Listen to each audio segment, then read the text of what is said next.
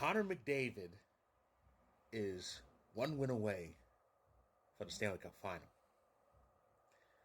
Connor McDavid is 5 wins away from winning his first Stanley Cup. I had to say these statements because it doesn't seem real. It really doesn't.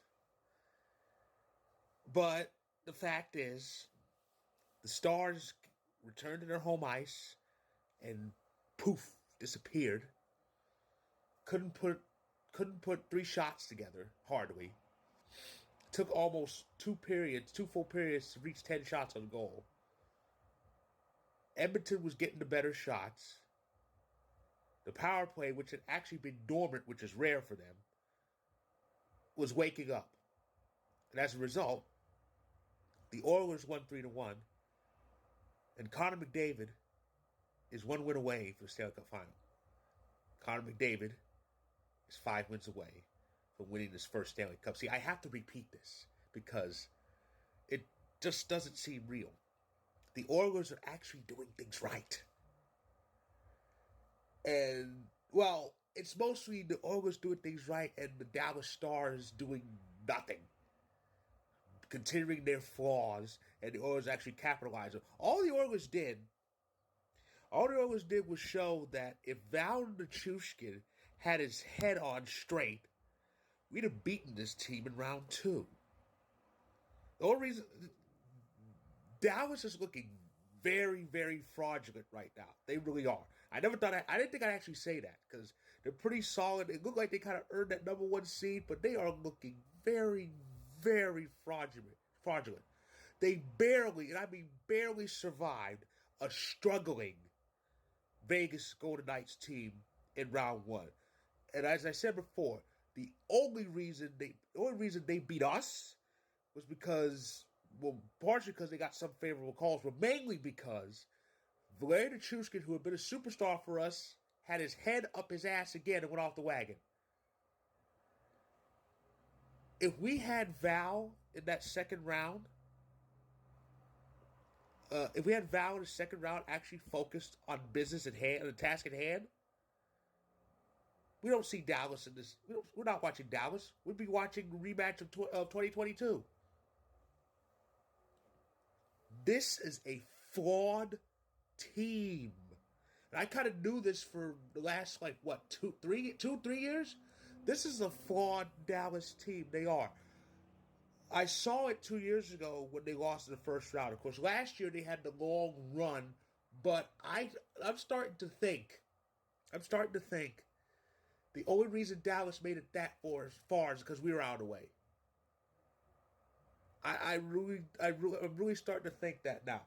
Because that year, the Avs were out of the way early, first round exit, and instead of facing the Avs in round 2, which would in a series where Colorado would have had home ice advantage because we won the division last year, instead of facing a first-place Avs team, Dallas got a Seattle Kraken team who was just getting the hang of this playoff thing.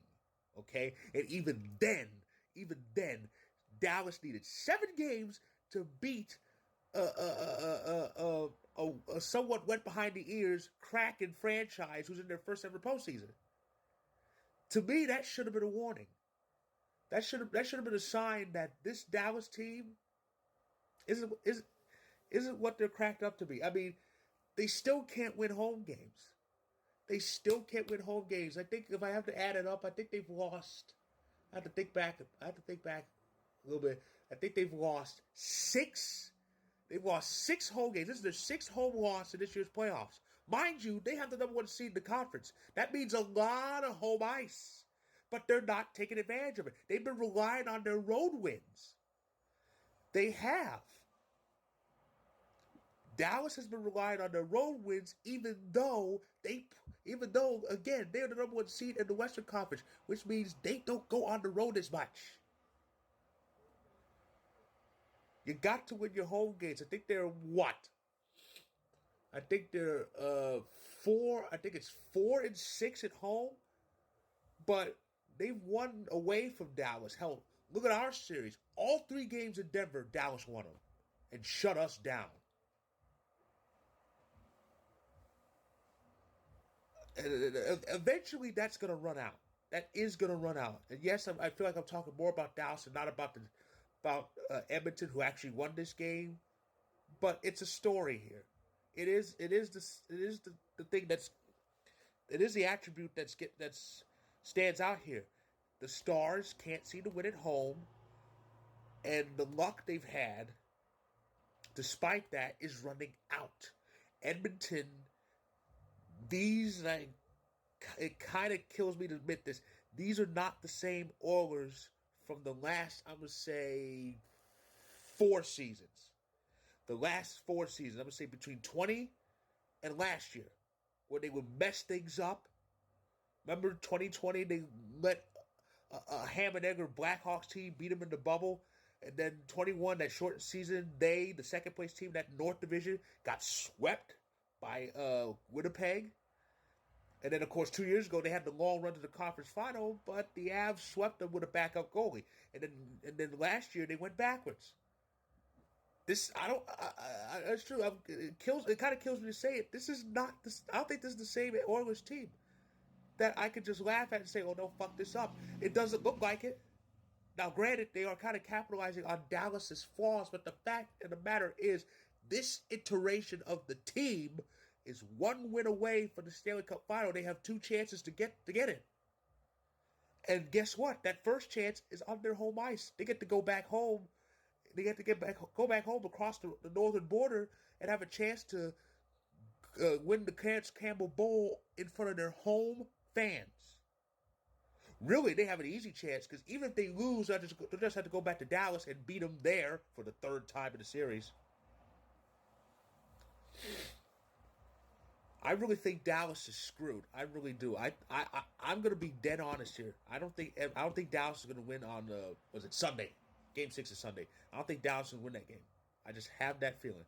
Now, of course, other Avs fans don't really care one way because it's either the team that beat us out against a team that's just annoying the hell out of us, with especially their fan base is. But me, I was kind of I would be willing to stomach Dallas winning if it meant the Edmonton fan base would have to shut up. Now, oh boy.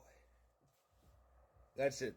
Oh boy. They're not only will Edmonton fans crow about this, they've got a little bit of bragging rights over us because they're beating the team that beat us.